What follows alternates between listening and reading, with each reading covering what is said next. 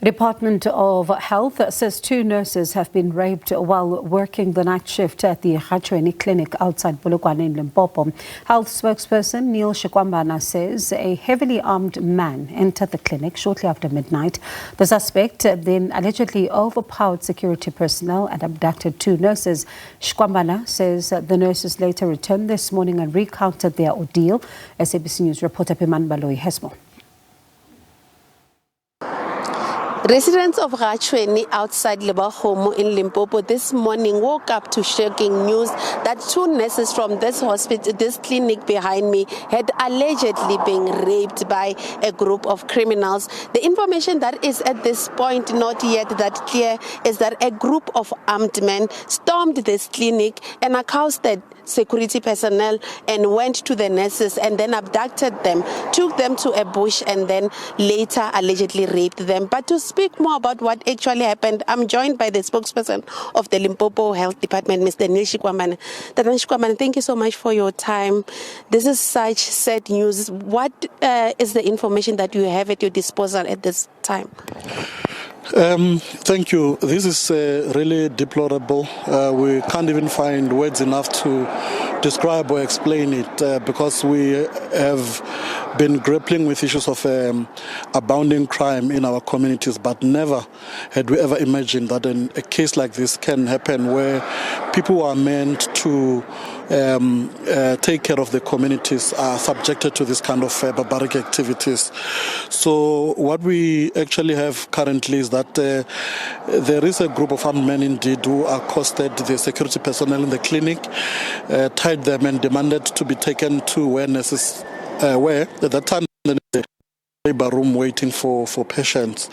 They then also tied the nurses, demanded their belongings such as cell phones and car keys. Fortunately, the nurses were able to tell the criminals that the cars that are in the premises are not theirs. The people who own the cars have left with the keys. They then took the 2 nurses. In fact, they actually locked the security personnel in one of the rooms there and then left with the 2 nurses to the bush right behind you there, where we're not really sure as of now where exactly, because they had blindfolded them.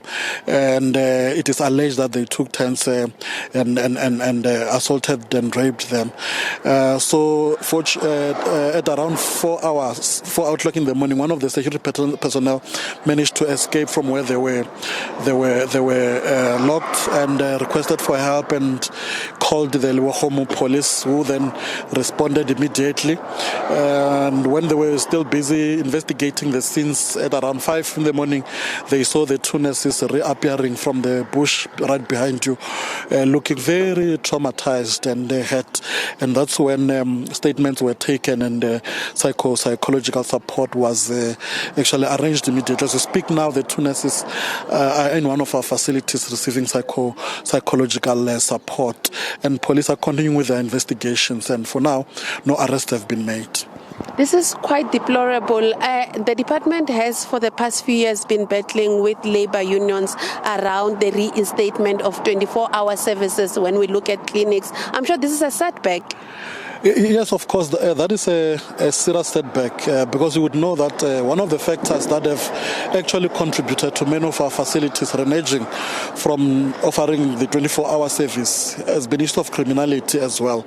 Of course, there has been also issues of human resources, the shortage of human resources, but we've been juggling resources, partitioning here and there to ensure that certain of our facilities are actually able to function 24 hours while we are working on bringing in more nurses and more personnel on a staggered basis in the system to ensure that we increase more clinics working 24 hours. You would agree with me that there's a new circular that we've advertised post of many nurses where we're actually envisaging that they will boost that shift of night duty where they'll work 24 hours, increase the number of facilities. But how do you then convince nurses and other personnel to work at night when things like this are busy happening in our communities?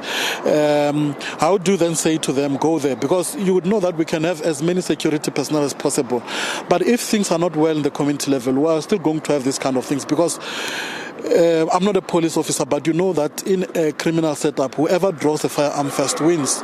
Security personnel could be armed, could have all that, but once criminals think of targeting, become so heartless that they even think of targeting institutions such as clinics and hospitals, then we're all doomed, because it will mean that we'll have few clinics operating 24 hours, which has got a ripple effect on the service delivery to communities. But also, it increases the burden on our hospital, because this clinic offloaded the burden from the casualty unit of the Limpopo hospital. Now henceforth, it will be that every person who feel unwell at any given time at night will have to go to the casualty ward of Limpopo hospital, which is not conducive. And as a department, we've also taken a decision that this clinic will be closed entirely until we figure out what to do. We'll meet the community leaders and stakeholders next week to come up with a clear way forward. But what we are sure of now is that even if the clinic can be reopened, it's not going to operate 24 hours up until these criminals are apprehended, because you cannot be able to say, let's open at night while those people are still out there. Nurses will be looking over their shoulders thinking they might accost them again and do the same thing.